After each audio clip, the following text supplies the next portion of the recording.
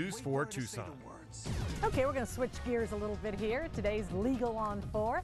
We look at converting the traditional IRA to a Roth IRA and using it as an inheritance vehicle. It's important, though, to take precautions to avoid giving a teenage heir the ability to go on a spending spree and potentially forfeit decades of tax-free growth.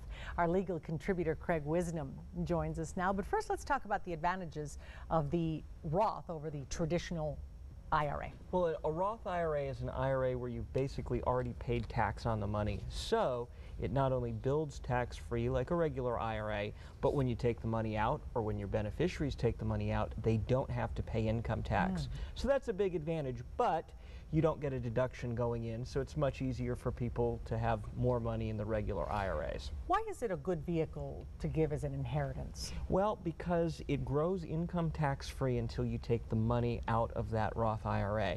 And when a person's alive, they don't ever have to take money out of their Roth, unlike a traditional IRA.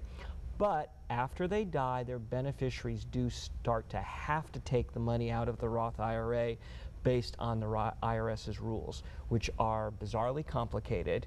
But for most people, if it's done right, it can be over a beneficiary's lifetime. So they have to take out a little bit each year, but it can be spread out over an entire lifetime. And so let's say your grandmother and grandfather are giving it to their grandson who's a little kid. If they set it up for someone who's 5 years old, basically if it's handled properly, both legally and technically, which is the first thing the lawyers and the accountants worry about, that, you know, we want to follow all the rules so that you can spread it out over that person's life expectancy, and that's great from an economic perspective. But sometimes what we forget about is there's the practical side of it, which is just because you can spread it out, if you give the beneficiary that account outright, they can take it out a lot sooner. So you think you're doing great tax planning, but the beneficiary says, you know, I really want that new boat and all that good planning.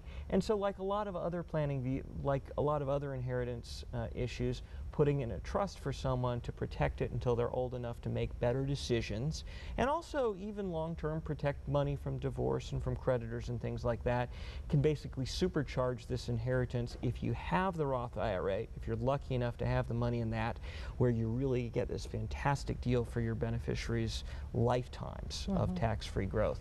And this is a good time, isn't it, to convert from a traditional to a Roth? Well, there's a lot more opportunities for it. And for every individual who has a regular IRA and looks at it, you have to pay tax when you do this. So a lot of people, if you're faced with, hey, you want to pay some tax now rather than wait and pay it later, it's a hard decision to make. You have to sit down with your accountant and your financial professional to figure out how good a deal would this be. Would the tax I pay now be made up for by saving a lot of tax for my family or myself later on? So that's the issue. It's number crunching. Does it have to be a great deal of money? Not necessarily, no. In fact, sometimes that makes it a little bit easier because you're dealing with less tax up front. Okay. All right. Thank you so much, Craig. Appreciate it.